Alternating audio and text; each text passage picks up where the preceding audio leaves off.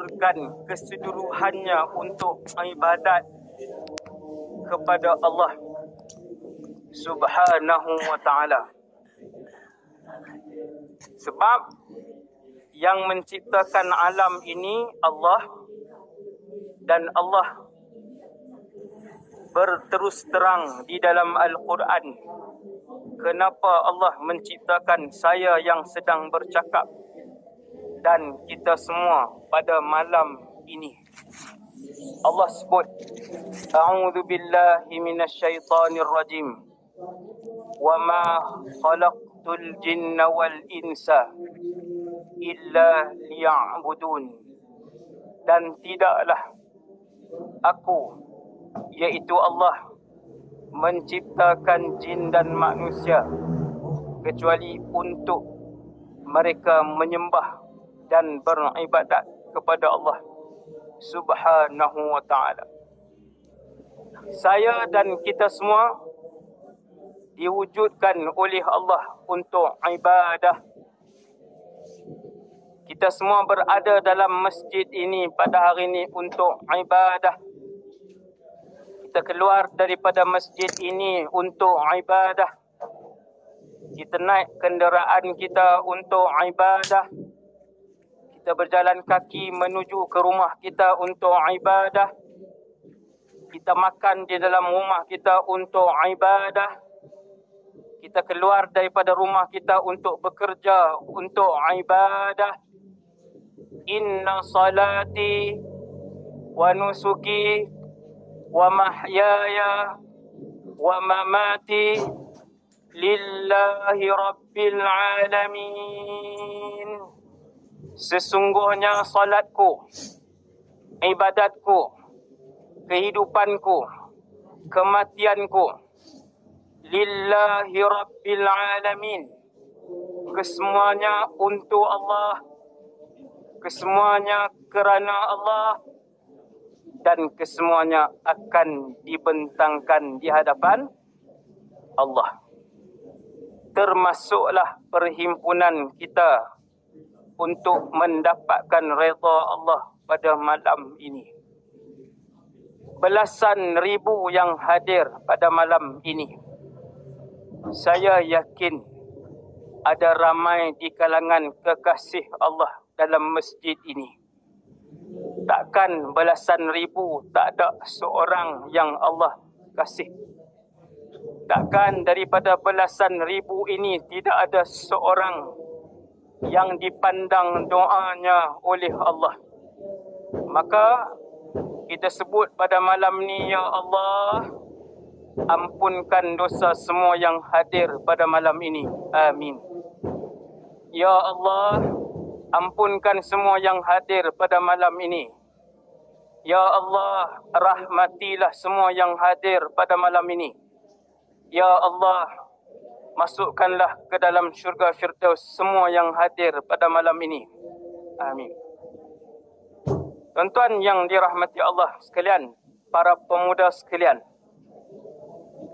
bumi dan alam sudah pun lama usianya. Lebih kurang 13 bilion tahun. 13 bilion tahun. Bumi ini usianya bukan bumi sahaja, seluruh alam. Langit 7 lapis, bintang keseluruhan, kesemua ini berusia 13 bilion tahun. Sebab itu Rasulullah adalah Rasul yang paling akhir. Kita adalah umat akhir zaman. Kita umat akhir zaman dan bumi ini telah pun uzur. Umurnya terlalu tua, bumi dan alam ini. Terlalu uzur dan ia akan hancur pada satu hari nanti. Ketika mana Allah mengarahkan Israfil alaihi salam, seorang malaikat yang jauh lebih besar daripada Jibril alaihi salam. Malaikat Jibril ada 600 sayapnya. Satu sayap Jibril boleh menutup satu bumi ini. Satu sayap Jibril boleh menutup bumi ini. Seorang malaikat namanya Israfil. Tugasnya meniup sangkakala. Ketika Israfil tiup sangkakala, kesemua yang bernyawa akan mati serentak. Manusia keseluruhannya, jin keseluruhannya, binatang keseluruhannya,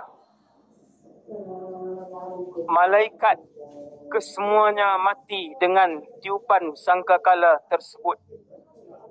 Kemudian untuk satu tempoh Allah mengarahkan pula malaikat Israfil untuk tiup sekali lagi sangkakala. Sebelum ditiup sangkakala yang kedua, tidak ada yang bernyawa di atas muka bumi Allah. Tiada malaikat yang bernyawa. Tiada jin yang bernyawa. Tiada manusia yang bernyawa. Tiada satu syaitan yang bernyawa. Tidak ada satu haiwan pun yang bernyawa. Ketika itu yang maha hidup hanyalah satu. Qul huwallahu ahad. Yang hidup hanyalah yang maha hidup, iaitulah Allah subhanahu wa ta'ala. Lalu Allah bertanya, ketika mana hanya Allah yang wujud ketika itu, limanil mulkul yawm, limanil mulkul yawm. Hari ini kerajaan dan kekuasaan milik siapa? Hari ini kerajaan dan kekuasaan milik siapa? Bangun Perdana Menteri. Sila jawab Presiden. Sila jawab Raja-Raja dan Sultan-Sultan. Sila jawab Menteri-Menteri besar. Ketika itu tiada jawapan yang diterima, karena tidak ada yang bernyawa di dalam alam dan wujud ketika itu. Lalu Allah jawab, Lillahil wahidil qahar. Kerajaan dan kekuasaan adalah milik Allah Al-Wahid, Maha Esa, Al-Qahar, Maha Berkuasa, Jalla Jalaluh. Kemudian kita akan dibawa untuk menghadap Allah dengan amalan kita masing-masing. Malam ni lebih kurang 300 meter lah panjang masjid ni. Kita dah tak boleh nampak di hujung sana wajah orang. Kita dah tak boleh nampak siapa yang duduk di hujung sana. Baru 10,000, 15,000 yang hadir. Boleh kita bayangkan di mahsyar, bila berada dalam kesesakan yang macam ni tuan-tuan, bila berada dalam kesesakan yang begini, di mahsyar, dengan matahari yang dekat, kepanasan yang melampau, sehingga ada yang peluhnya mencecah betisnya, sehingga ada yang peluhnya mencecah lututnya, sehingga ada yang peluhnya mencecah pinggangnya, sehingga ada yang peluhnya mencecah dadanya, dan sehingga ada peluhnya melepasi paras mulutnya. Di antara mulut dan hidungnya, kata Nabi sallallahu alaihi wasallam. Itulah suasana dan keadaan mahsyar. Hari ini 2023. Saya dan kita semua masih hidup. Alam yang kita hidup ini namanya bumi. Alam ini alam ujian.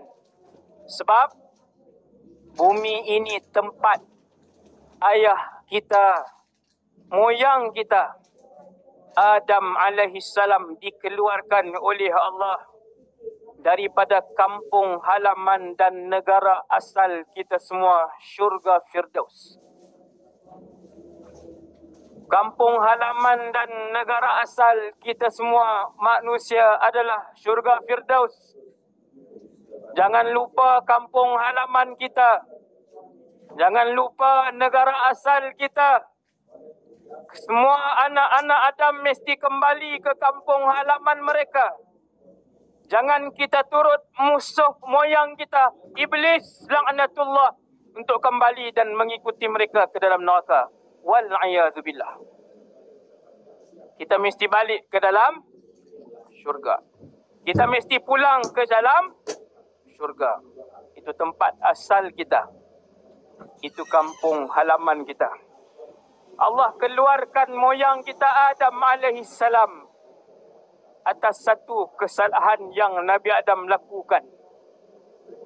960 tahun umur Nabi Adam ketika mana wafat. Nabi Adam mengakhiri hidupnya dengan satu kesalahan. Nabi Adam menghembuskan nafasnya dengan satu kesalahan. Berapa tahun? 960 tahun lamanya.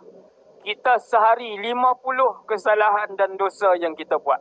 Sehari. Tak cukup dengan dosa yang banyak, kita pamerkan pula dosa yang kita buat di dalam media sosial sehingga puluhan ribu orang tengok dosa yang kita buat. Hamba Allah jenis apa kita? Sudah kamu melakukan dosa dan kesalahan, tidak pula kamu malu untuk tayangkan kepada orang lain, untuk ditonton oleh orang lain. Hasbunallah wa ni'mal wakil. 960 tahun umur Nabi Adam. Satu kesalahan. Ketika Nabi Adam melakukan kesalahan, Nabi Adam terus bertaubat kepada Allah. Rabbana zalamna anfusana. Wahai Tuhan kami, kami telah menzalimi diri kami. Wa illam taghfir lana. Wahai Allah, sekiranya Engkau tidak mengampunkan kami, Adam dan Hawa, wa tarhamna, wahai Allah, kalaulah Engkau tidak kasihankan kami, lanakunanna minal khasirin. Kami pasti menjadi orang-orang yang rugi. Subhanallah. Maka bumi malam ni kita dalam Masjid Negeri Sarawak ni, bumi ini tempat ujian. Ada sakit, ada sembuh, ada miskin, ada kaya, ada derita, ada bahagia, ada sedih, ada gembira, ada yang berpangkat, ada yang tidak berpangkat. Sebab bumi ini alam ujian. Bumi ini adalah tempat moyang kita Adam dan Hawa, mereka diusir daripada syurga. Seterusnya keseluruhan keturunan Adam diuji oleh Allah Subhanahu wa ta'ala dengan tempoh sementara di dalam dunia. Kesakitan kamu sementara, kemiskinan kamu sementara, sedih kamu sementara, penderitaan kamu sementara, ujian kamu sementara. Bersabar dan bertabahlah sehingga kamu dimasukkan ke dalam satu alam. Tiada lagi sakit, kesemua manusia sihat selama-lamanya. Tiada lagi miskin, kesemua manusia kaya selama-lamanya. Tiada lagi sedih, kesemua manusia gembira selama-lamanya. Tiada lagi sunyi, kesemua manusia ramai selama-lamanya. tiada lagi penghinaan kesemua manusia dengan kemuliaan selama-lamanya. Bumi itu namanya syurga Firdaus. Bumi itulah kampung halaman asal kita semua. Alhamdulillah. Muslimin yang dirahmati Allah, Nabi tinggalkan kita 1400 tahun yang lalu lebih kurang. Nabi sallallahu alaihi wasallam tinggalkan kita 1400 tahun yang lalu lebih kurang. Ketika Nabi meninggalkan saya dan kita semua 1400 tahun yang lalu, di dalam roh, di dalam sanubari Rasulullah, di dalam benak fikiran Rasulullah, di dalam hati Rasulullah, yang paling Nabi kasih, yang paling Nabi sayang adalah umatnya melebihi dirinya sendiri sallallahu alaihi wasallam. Sebab itu, ketika mana Nabi bangun di mahsyar, waktu di mahsyar seorang Rasul pun tak berani untuk bercakap. Seorang malaikat pun tidak berani untuk bercakap. Seorang manusia pun tidak berani untuk bercakap. Seorang Nabi pun tidak berani untuk bercakap. Apabila tiba giliran Rasulullah, Nabi pun sujud. Nabi pun sujud dengan sujud tempoh yang lama. Lalu Nabi bangun. Perkataan pertama dan kedua yang keluar daripada mulut Rasulullah sallallahu alaihi wasallam ialah ummati ummati. Apa maksud ummati ummati? Umatku umatku. Itulah dua perkataan yang keluar daripada mulut Rasulullah sallallahu alaihi wasallam. Lepas Nabi sujud, Nabi bangun, Allah sebut kepada Nabi, wahai Muhammad, irfa' ra'saka, angkat kepala kamu dari sujud, sal tu'tah, soal dan minta wahai Muhammad, isfa' tu syafa', berilah syafaat, kamu akan memberi syafaat. Lalu Nabi mengeluarkan dua perkataan, Rabbi ummati, Rabbi ummati. Wahai Tuhan, aku fikirkan umatku, aku fikirkan umatku. Para pemuda sekalian, umat Nabi sekalian, kita umat Nabi sallallahu alaihi wasallam. Kita umat Nabi sallallahu alaihi wasallam. Cuma Nabi bagi tahu akhir zaman, dekat dengan kiamat, ujiannya berat, ujiannya getir. Sebab semakin ramai yang menjual agamanya untuk habuan dunia, semakin banyak yang melakukan maksiat kepada Allah Subhanahu wa taala, yang berzina semakin ramai, yang minum arak semakin ramai, yang berjudi semakin ramai, yang meninggalkan solat semakin ramai, yang mendedahkan aurat semakin ramai, yang menderhakai suami semakin ramai, yang menderhakai ibu dan ayah semakin ramai. Inna lillah wa inna ilaihi raji'un. Kita di bumi Malaysia. Saya bacakan kepada tuan-tuan contoh-contoh kes jenayah yang berlaku di Malaysia, bukan yang berlaku di luar. Yang berlaku di Malaysia. Satu, ni yang lama-lama ni. Saya ambil, ada ribuan kes, tapi saya ambillah contoh-contoh untuk kita semua sama-sama renung, sedar bahawa kita di akhir zaman dan apa ubatnya dan persiapannya. Remaja 17 tahun bunuh rakan. Tingkatan 5 bergaduh bunuh rakan. Bawa mayat rakan dia tahu dan dia buang di ladang getah ataupun di ladang. 17 tahun. Dulu kita dengar berita bunuh yang umur macam ni di luar negara. Di Venezuela, di Brazil, di Amerika Syarikat. Hari ni umur 17 tahun bunuh rakan di Malaysia. Bapa rogol anak kandung. Anak kandung berumur 14, kecil lagi. Berkali-kali sehingga mengandung anak kandung tadi.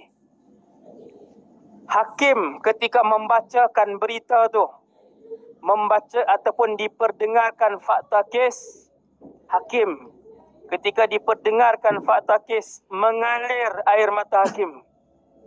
Sebab yang rogol itu bukan jiran, yang rogol itu bukan kawan wanita itu, tetapi yang rogol itu bapa kandung kepada kanak-kanak ataupun pelajar wanita yang berumur 14 tadi. Ini berita Malaysia. Ini berita Malaysia. Saya sebut contoh-contoh ini untuk kita sedar kita di akhir zaman yang disebutkan oleh Nabi sallallahu alaihi wasallam, maksiat akan bertambah. Maka Nabi pun sebut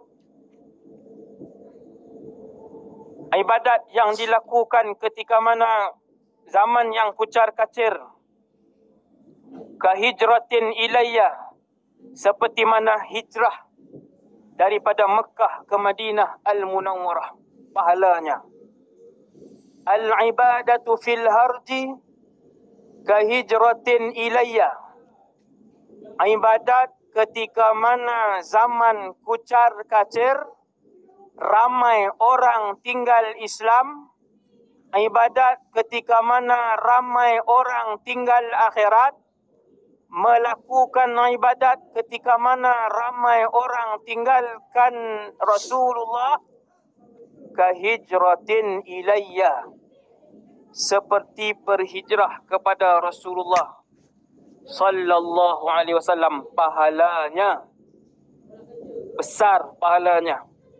Ketika ramai yang tidak memenuhi masjid untuk solat berjamaah, maka Allah gandakan pahala orang yang solat berjamaah dalam masjid. Ketika mana ramai orang terlibat dengan riba, Allah gandakan pahala orang-orang yang tinggalkan riba apabila nak beli kereta dan rumah. Ketika mana ramai orang terlibat dengan rasuah, Allah gandakan pahala mereka-mereka yang meninggalkan rasuah. Ini kita di akhir zaman. Muslimin, para pemuda yang dirahmati Allah Subhanahu wa ta'ala sekalian. Satu hadis yang Nabi sebut, badiru bil a'mal fitanan kaqita'il laylil muzlim. Kalau orang tanya di akhir zaman ini apa yang kita nak buat, ini jawapan Rasulullah sallallahu alaihi wasallam. Di akhir zaman apa yang kita nak lakukan, ini jawapan Rasulullah sallallahu alaihi wasallam, iaitu Nabi suruh kita semua untuk segera melakukan amal ibadat dan ketaatan. Jangan tangguh. Para pemuda sekalian, umat Nabi sallallahu alaihi wasallam sekalian, jangan kita tangguh untuk melakukan amal ibadat dan kebaikan kepada Allah Subhanahu wa ta'ala. Sebab akan sampai satu masa akan sampai satu masa umat Rasulullah susah untuk melakukan ibadah dan kebaikan disebabkan banyaknya fitnah yang berlaku pada ketika itu. Nabi buat ibarat fitnah itu seperti malam yang gelap gelita. Bila malam, kita tak nampak di mana pintu, di mana tingkap, di mana ular, di mana lubang. Begitulah di akhir zaman. Gelap, semakin gelap, semakin gelap, semakin gelap. Kata para ulama, umat Nabi SAW, satu hari nanti, sehingga ramai di kalangan mereka tidak mampu nak bezakan yang mana satu kebatilan, yang mana satu kebenaran. Apabila terlalu gelap, umat Nabi SAW tidak lagi nampak cahaya untuk mereka nampak kebenaran. Sebab itu Rasulullah pesan kepada saya dan kita semua untuk bersegera melakukan ibadah, untuk jangan tangguh buat ibadah. Siapa yang ada azam, segerakan haji. Siapa yang ada azam, segerakan umrah. Siapa yang ada azam, segerakan bersedekah. Siapa yang belum tutup aurat, segerakan tutup aurat. Jangan tangguh, kerana akan sampai satu masa kita tak akan boleh melihat kebenaran seperti yang kita lihat pada hari ini. Seperti yang kita lihat pada hari ini. Di belakang sana, dengar atau tidak? Belakang sekali. Kalau tak dengar, buat macam tu. Belakang sana, belakang sekali, dekat dengan pintu. Okey, dengar. Alhamdulillah. Alhamdulillah. Muslimin, para pemuda yang dirahmati Allah Subhanahu wa ta'ala sekalian. Satu kisah daripada Nabi SAW. Sempena dengan bulan, kita dekat dengan 12 Rabiul Awal, minggu depan. Saya bawa satu kisah kepada semua umat Nabi SAW, iaitu kisah yang dinamakan Kisah Ummi Ma'bad. Kisah Ummu Ma'bad. Ummu Ma'bad adalah nama seorang wanita. Ketika kisah ini berlaku, beliau belum Islam. Nabi berhijrah Mekah ke Madinah. 4 orang. Selalu kita dengar hijrah 2 orang. Nabi, Sayyidina Abu Bakar. Hijrah Rasulullah 4. Nabi, Sayyidina Abu Bakar, Amir ibn Fuhairah, dan Abdullah ibn Uraiqid al-Laythi. 4. Rasulullah, Abu Bakar, pengembala Abu Bakar, pembantu Abu Bakar, Amir bin Fuhairah, dan yang keempat ialah Abdullah bin Uraiqid, penunjuk jalan yang pakar. Kenapa perlu penunjuk jalan? Sebab padang pasir. Padang pasir ni, kalau tuan-tuan masuk padang pasir, tuan-tuan pergi ke dalam, makin dalam padang pasir, tuan-tuan akan melihat di depan sejauh mata memandang tak ada pokok. Kanan sejauh mata memandang tiada pokok. Kiri, belakang sejauh mata memandang tiada pokok. Tuan-tuan nak lalu ke arah mana? Sebab itu waktu Nabi hijrah, perlu seorang yang pakar untuk tunjuk jalan. Sebab Nabi hijrah tidak menggunakan jalan yang biasa orang ramai guna. Waktu Nabi keluar hijrah, bersama Abu Bakar, Mekah mengisytiharkan siapa yang dapat tangkap Muhammad diberikan 100 ekor unta. 100 ekor unta, kalau satu ekor RM10,000. Seekor unta RM10,000, 100 ekor unta lebih kurang berapa? Cuba jawab ramai-ramai. Lebih kurang berapa 100 ekor unta? 1 juta. Siapa yang tangkap Muhammad diberikan 100 ekor unta. Kerajaan Mekah isytihar ketika itu. Maka Nabi perlu satu jalan yang jarang digunakan. Jalan itu susah. Kena ada orang yang pakar. Abdullah ibn Uraiqid al-Laythi. Dia tidak Islam. Rasulullah, Abu Bakar, Amir ibn Fuhairah Islam. Mereka upah Abdullah bin Uraiqid tidak Islam. Pakar jalan padang pasir. Selepas beberapa hari, makanan habis. Minuman habis. Lalu mereka berjumpa dengan sebuah kemah.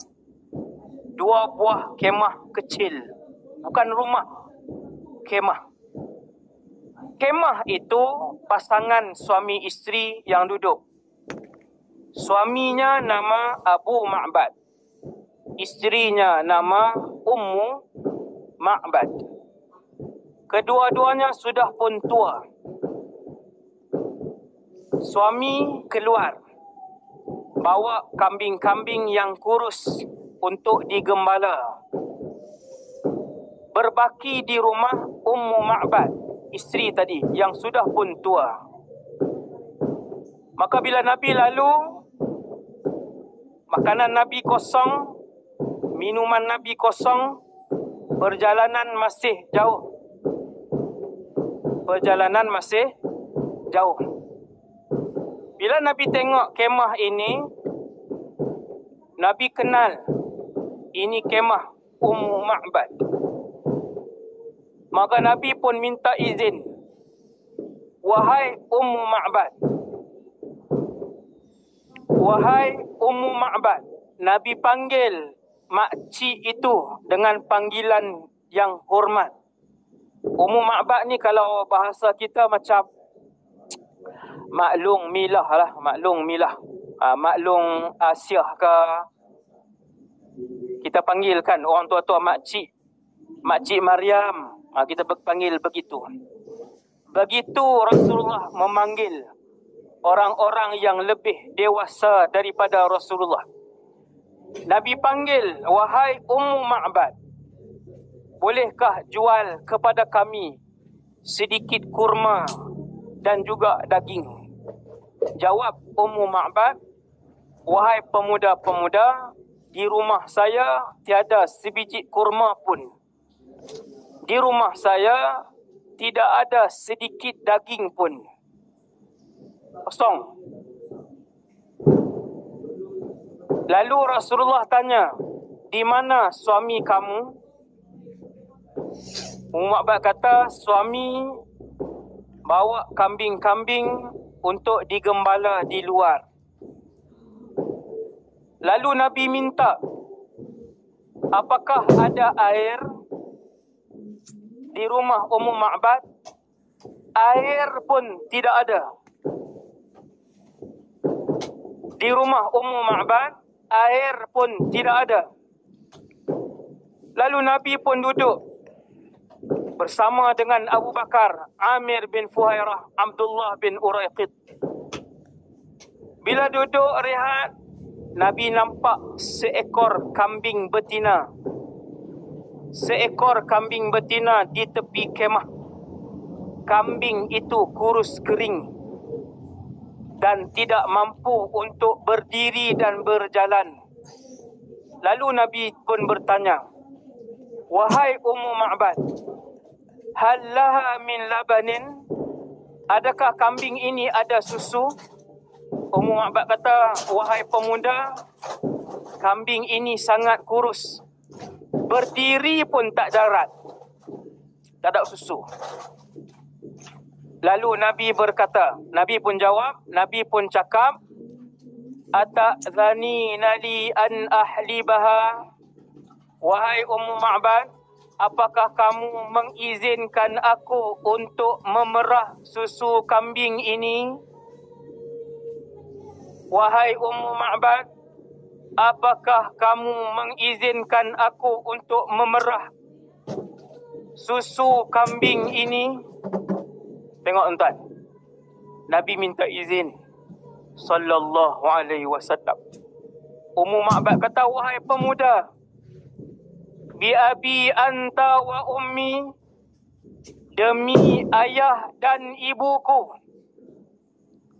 Bila tengok akhlak Nabi, tengok cara Nabi bercakap, tengok kelembutan tutur bicara Nabi, apabila melihat kelembutan tingkah laku Rasulullah, beradab Rasulullah, walaupun dia tidak kenal itu Rasulullah, dia kata, bi abi anta wa ummi, demi ayah dan ibuku, in kana biha labanun fahlibha,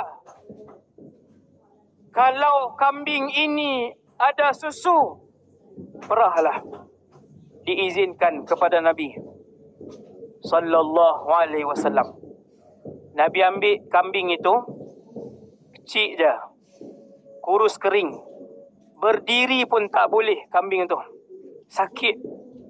Lalu Nabi pegang sallallahu alaihi wasallam.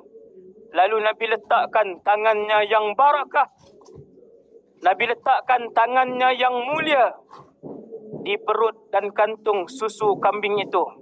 Nabi sebut perkataan Bismillah, Bismillah, dengan nama Allah. Lalu kembunglah bahagian susu perut kambing tadi. Hatta tafajjat alaih, disebutkan di dalam hadis itu, sehinggalah kedua-dua kakinya terkangkang sedikit. Kedua-dua kakinya terkangkang sedikit disebabkan besarnya kantung susu tadi. Subhanallah. Apabila kantung susu itu dah penuh, Nabi pun bagi tahu Ummu Ma'bad, Ummu Ma'bad, itina biqadahin, ambil bekas. Qadah maksudnya bekas. Pergi ambil bekas. Wahai Ummu Ma'bad, ambil bekas. Ummu Ma'bad masuk dalam kemah, dia bawa keluar bekas susu. Kita zaman ni kita ada periuk. Bekas yang dikeluarkan Ummu Ma'bad lebih kurang, wallahu a'lam, besar itu. Disebutkan dalam hadis, cukup untuk susu di antara 3 hingga 10 orang. Bekas itu bawa keluar. Nabi sallallahu alaihi wasallam memerah dengan tangannya. Nabi sendiri. Kita hari ni baru pangkat manager, semua orang buat. Kan, sikit pun tak mau buat. Semua nak arah orang. Kita hari ni baru pangkat pertama, baru pangkat kedua, baru pangkat ketiga, semua nak arah orang.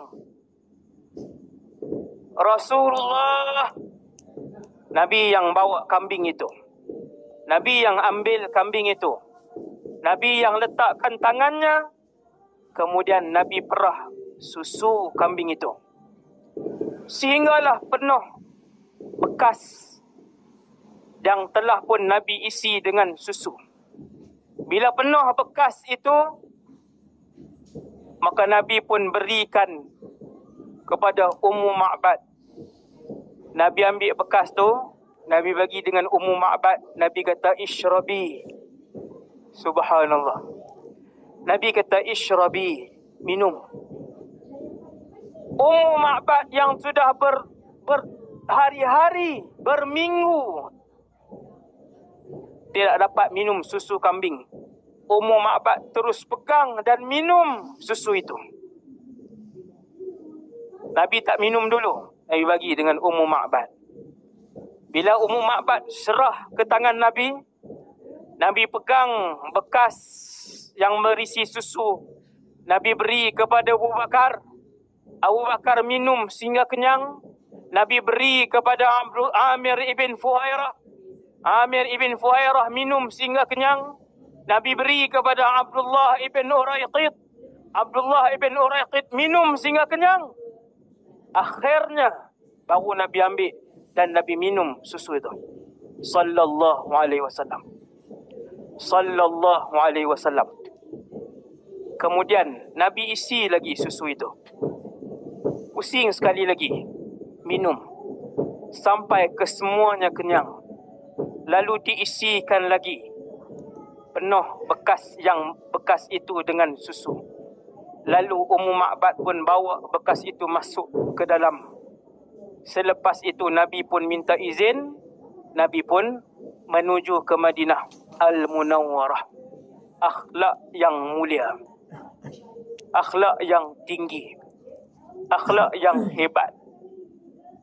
Baru sahaja Nabi dan juga pasukan hijrah meninggalkan kemah Ummu Ma'bad, balik Abu Ma'bad.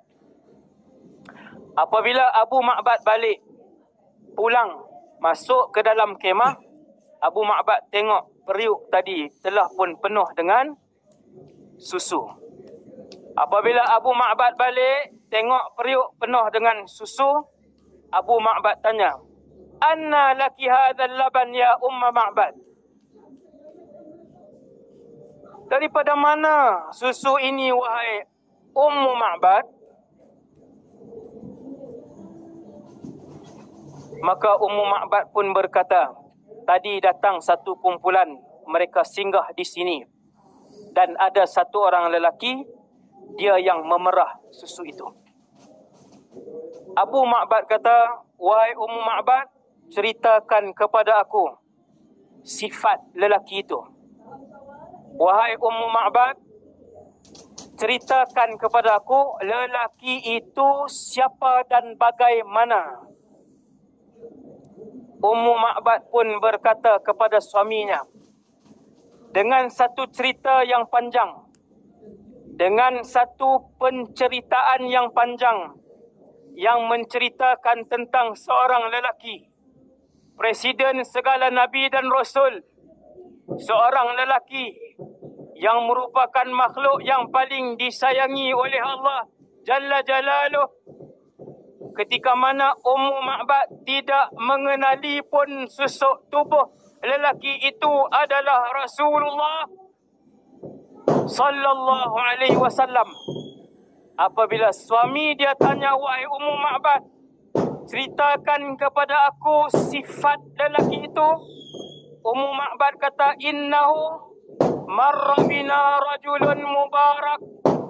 Sesungguhnya tadi telah singgah di rumah kita seorang lelaki yang penuh dengan keberkatan. Mulutnya sentiasa senyum, matanya hitam, putih melepak mukanya, tampan wajahnya, bidang tubuhnya, tidak terlalu tinggi dan tidak terlalu rendah. Sallallahu alaihi wasallam. Ummu Ma'bad tak kenal Nabi. Tapi bila dia cerita Rasulullah, dia sebut satu persatu sifat Nabi. Tak sampai setengah hari Nabi singgah di situ. Tak sampai 10 jam Nabi singgah di situ. Tetapi itulah ungkapan-ungkapan panjang yang diucapkan oleh Ummu Ma'bad apabila suami dia kata, ceritakan siapa lelaki itu. Apabila lelaki itu bercakap, kata Ummu Ma'bad, semua orang yang dikelilingnya senyap dan mendengar. Apabila lelaki itu menyebut sesuatu, kesemua yang ada di kelilingnya bersegera untuk melakukan apa yang disebut oleh lelaki itu. Dia tak kenal lelaki itu Rasulullah Sallallahu Alaihi Wasallam. Bila habis Ummu Ma'bad memuji Rasulullah, Abu Ma'bad pun berkata, wallahi, demi Allah, lelaki itulah yang sedang dicari, yang sedang dikejar oleh kerajaan Mekah pada hari ini. Wallahi, kata Abu Ma'bad. Tuan-tuan tengok, Abu Ma'bad pun tak pernah tengok Rasulullah sallallahu alaihi wasallam. Tapi apabila isteri dia cerita tentang sifat pribadi Rasulullah, akhlak Rasulullah, dia kata, wallahi, demi Allah, seandainya aku mendapatinya, seandainya aku melihatnya, nescaya aku akan mengikuti ajarannya.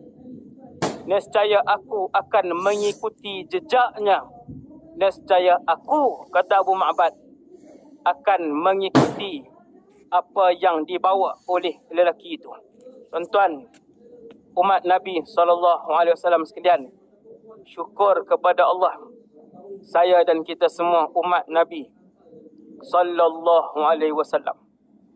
Kalau kita teringin untuk nanti seawal di mahsyar melihat Rasulullah sallallahu alaihi wasallam, ada dua benda yang disebutkan oleh Rasulullah.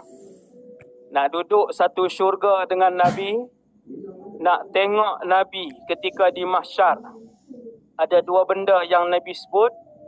Yang pertama, banyakkan selawat, dan yang kedua, minta dan pohon kepada Allah untuk dirizqikan dengan akhlak yang baik. Hiduplah dengan akhlak yang baik. Hiduplah dengan akhlak.